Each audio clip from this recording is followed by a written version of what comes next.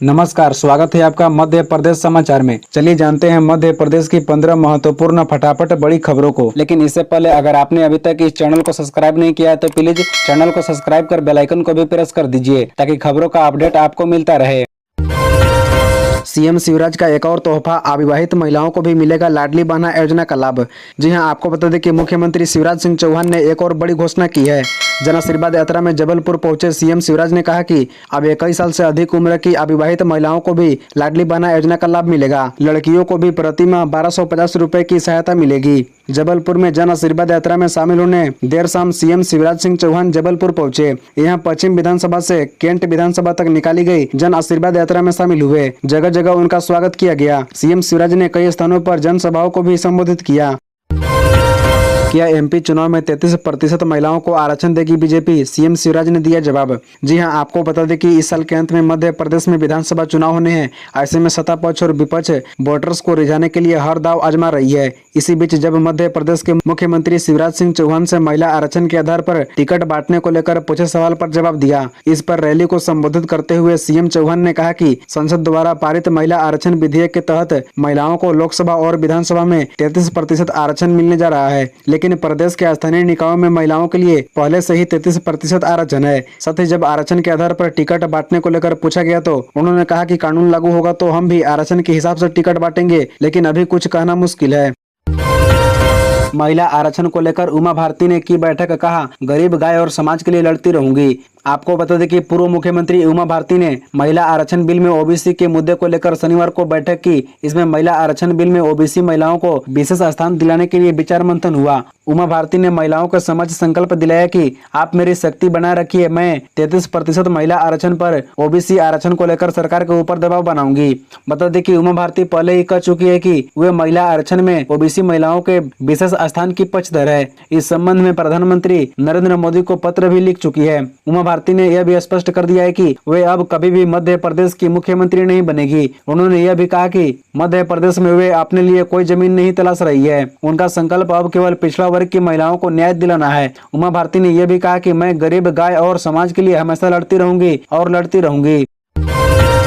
रीवा संभाग आयुक्त की सदस्यता में बैठक, सुपर स्पेशलिटी हॉस्पिटल में किडनी ट्रांसप्लांट और एंडोस्कोपी यूनिट के लिए 62 लाख का अनुमोदन। बता दें कि रीवा संभाग आयुक्त अनिल सुचारू की अध्यक्षता में श्याम शाह चिकित्सा महाविद्यालय स्वशासी समिति की कार्यकारिणी की बैठक आयोजित की गई, जहां विभिन्न प्रस्तावों पर सर्वसम्मति से अनुमोदन प्राप्त कर दिया गया। बैठक में भोपाल से वर्चुअली उप सचिव चिकित्सा शिक्षा के दुबे भी जुड़े। संभाग आयुक्त ने कहा कि श्याम शाह महाविद्यालय अंतर्गत आने वाले हॉस्पिटलों में चिकित्सा की समुचित व्यवस्था की जाए, मरीजों को समय पर दवाई व अन्य चिकित्सीय सहायता उपलब्ध हो। बैठक में जिन उपकरणों या अन्य प्रस्तावों का अनुमोदन दिया गया है उन्हें समय से प्राप्त कर मरीजों के इलाज में उपयोग में लाया जाए। बैठक में सुपर स्पेशलिटी हॉस्पिटल में किडनी प्रत्यारोपण में उपयोग के लिए 30 लाख रुपए के उपकरणों के क्रय की स्वीकृति दी गई। साथ ही मेडिसिन विभाग के एंडोस्कोपी यूनिट के लिए सिस्टम के क्रय हेतु 32 लाख रुपए के प्रस्ताव का अनुमोदन किया गया।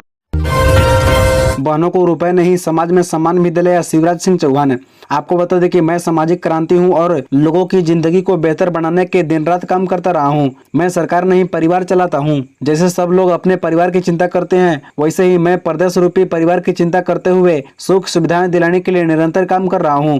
ये बात मुख्यमंत्री शिवराज सिंह चौहान ने भैरुंदा के ग्राम मंडी में विभिन्न निर्माण एवं विकास कार्यों के भूमि पूजन तथा लोकार्पण के अवसर पर आयोजित कार्यक्रम में कही। इस अवसर पर उन्होंने 312 करोड़ रुपए के विभिन्न निर्माण एवं विकास कार्यों की सौगात दी। मुख्यमंत्री चौहान ने गत दिवस की गई 21 से 23 वर्ष की अविवाहित बहनों को भी लाडली बहना योजना से लाभान्वित करने की बात को दोहराते हुए कहा कि लाडली बहना योजना से बहनों के जीवन में सकारात्मक परिवर्तन देखने को मिले हैं। उन्होंने कहा कि इस योजना से बहनों को घर परिवार के साथ ही समाज में भी सम्मान मिला है। उन्होंने कहा कि मैंने बहनों को पैसा ही नहीं, सम्मान भी दिलाया है। सिद्धि में नेहा राठौर ने गाया नया गाना, राज्य सरकार को कहा लप्पू गप्पू की सरकार, मंत्रियों को बताया घोटालेबाज। आपको बता दें कि बिहार के लोक गायिका नेहा सिंह राठौर शनिवार को सिद्धि पहुंची। इस दौरान नेहा ने मुख्यमंत्री के बारे में कहा कि ये लप्पू गप्पू की सरकार है। दरअसल कांग्रेस के नेताओं ने लोक गायिका नेहा राठौर को सीधी चुरहट बुलाया था। यहाँ लोक गायिका नेहा ने गाने के माध्यम से राज्य सरकार को लप्पू गप्पू नाम दिया, साथ ही प्रदेश सरकार के सारे मंत्रियों को घोटालेबाज बताया। बता दें कि नेहा राठौर के गाने प्रदेश में पहले भी विवाद और चर्चा के विषय रहे हैं। नेहा राठौर के खिलाफ सीधी सहित अन्य कई जिलों में मामला दर्ज है। नेहा राठौर से महिला आरक्षण बिल के बारे में बात की तो उन्होंने कहा कि मैं लोक गायिका हूं, मैं कोई प्रवक्ता नहीं हूं, मुझे बिल के बारे में मालूम नहीं है, बिना पढ़े बिना जानकारी के कोई टिप्पणी करना नहीं चाहती। मुझे बूढ़ा मत समझना, मैं अभी जवान हूँ, कमलनाथ ने बताया 44 साल पुराना किस्सा।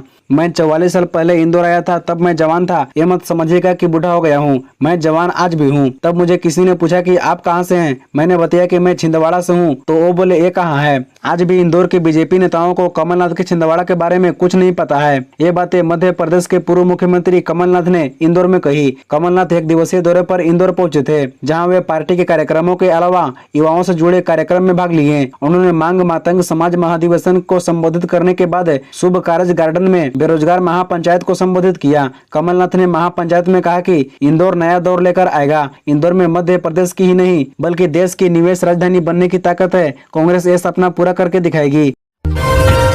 25 सितंबर को भोपाल आएंगे पीएम मोदी, कई स्कूलों में छुट्टी, हाफ ईयरली एग्जाम भी किए पोस्टपोन। स्कूल प्रबंधन ने पेरेंट्स को भेजे मैसेज।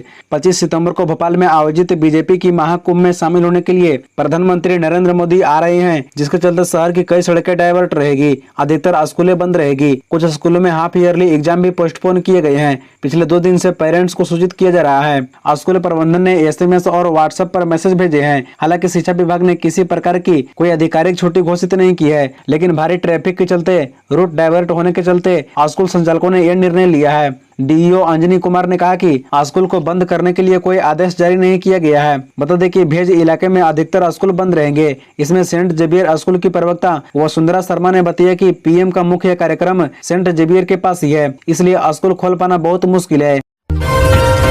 बसपा में शामिल हुए भाजपा नेता सुभाष शर्मा चित्रकूट से लड़ेंगे चुनाव, समर्थकों के साथ सम्मेलन में ली सदस्यता। सतना जिले के चित्रकूट विधानसभा क्षेत्र पर टिकट वितरण से नाराज सुभाष शर्मा डोली ने भाजपा से इस्तीफा देने के 24 घंटे के अंदर ही बहुजन समाज पार्टी ज्वाइन कर ली है। वे अब बसपा प्रत्याशी के तौर पर चित्रकूट से विधानसभा चुनाव लड़ेंगे। शनिवार को बीरसिंहपुर में आयोजित कार्यकर्ता सम्मेलन में चित्रकूट क्षेत्र के युवा नेता सुभाष शर्मा डोली ने अपने समर्थकों के साथ बहुजन समाज पार्टी की सदस्यता ग्रहण कर ली। बसपा के प्रदेश प्रभारी श्रीकांत एवं भीम राजभर समेत तमाम नेताओं की मौजूदगी में आयोजित कार्यक्रम के दौरान डोली ने भाजपा ज्वाइन की। प्रदेश प्रभारी ने मंच से सुभाष को चित्रकूट क्षेत्र से प्रत्याशी बनाए जाने का ऐलान करते हुए उपस्थित जनसमूह से डोली को विजयी बनाकर भोपाल भेजने की अपील की।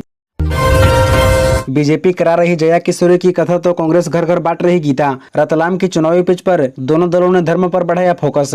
बता दें कि इस साल के अंत में MP विधानसभा में चुनाव होने वाले हैं। ऐसे में रतलाम में दोनों पार्टी के नेता धर्म के सहारे अपनी चुनावी नैया पार करने की कोशिश में लगे हुए हैं।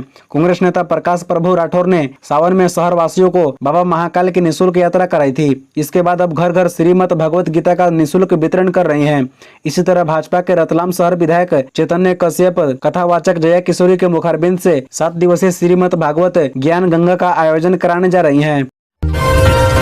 चिंकी बोरास बराज संयुक्त बहुउद्देशीय परियोजना का भूमि पूजन सीएम शिवराज ने विकास कार्यों का लोकार्पण किया। 3 जिलों की 26 लाख हेक्टेयर जमीन सिंचित होगी। जी हां, आपको बता दें कि मुख्यमंत्री शिवराज सिंह चौहान शनिवार दोपहर जिले के उदयपुरा पहुंचे। इस दौरान काफी तेज बारिश हो रही थी। सीएम को पानी से बचने के लिए छाते का सहारा लेना पड़ा। उन्होंने 5,839 करोड़ रुपए की लागत की चिंकी बोरास बराज संयुक्त बहुउद्देशीय परियोजना का भूमि पूजन सहित कई अन्य विकास कार्यों का लोकार्पण भी किया। इस परियोजना से रायसेन, नरसिंहपुर और नर्मदापुरम जिले की 3,26,000 हेक्टेयर जमीन सिंचित होगी। इस दौरान मुख्यमंत्री शिवराज सिंह चौहान कहा कि खेती के लिए पानी की जरूरत होती है। मैं इसी कोशिश में था कि ऐसी परियोजना बनाई जाए जिससे क्षेत्र की तस्वीर और किसानों की तकदीर बदल जाए, और चिंकी बोरास बराज संयुक्त परियोजना यह काम करेगी। ये छोटी परियोजना नहीं है, 5,839 करोड़ 32 लाख रुपए की परियोजना है। जिनका नेता पहियों वाले सूटकेस सिर पर लेकर चलता हो, सीएम शिवराज ने राहुल गांधी पर कसा तंज। बता दें कि सीएम शिवराज सिंह चौहान ने राहुल गांधी पर तंज कसा है। उन्होंने कहा कि मुझे आश्चर्य होता है कि जिनका नेता पहियों वाले सूटकेस को सिर पर लेकर चलता हो, उस पार्टी का क्या भविष्य होगा। मिस्टर बंटाधर कहते हैं कि मैं यात्रा में जाऊंगा तो वोट नहीं मिलेंगे। कमलनाथ 2019 में आए तो उन्होंने सारी योजनाएं बंद कर दी। लैपटॉप छीन लिए, आहार अनुदान योजना के लिए 1,000 रुपए छीन लिए। कमलनाथ ने अपने वादे नहीं निभाए, इसलिए जनता में कांग्रेस के खिलाफ आक्रोश है। हमने जनता की सेवा की, इसलिए हमें आशीर्वाद मिल रहा है। ये बातें मुख्यमंत्री शिवराज ने कुशाभाऊ ठाकरे सभागार में पत्रकारों को संबोधित करते हुए कही। सीएम शिवराज सिंह चौहान ने कांग्रेस पर जमकर बरसे। उन्होंने कहा कि हमने जनता की सेवा की है, इसलिए हम जन आशीर्वाद यात्रा निकाल रहे हैं। कांग्रेस जवाब में आक्रोश यात्रा निकाल रही है। नाम सुनते ही मन विचलित हो जाता है। कांग्रेस के नेता और कार्यकर्ता आपस में आक्रोश निकाल रहे हैं। यात्रा में कार्यकर्ता बंदूक लेकर घूम रहे हैं। इसी तरह रोजाना खबरों से अपडेट रहने के लिए इस चैनल को सब्सक्राइब कर बेल आइकन को भी प्रेस कर दीजिए। धन्यवाद।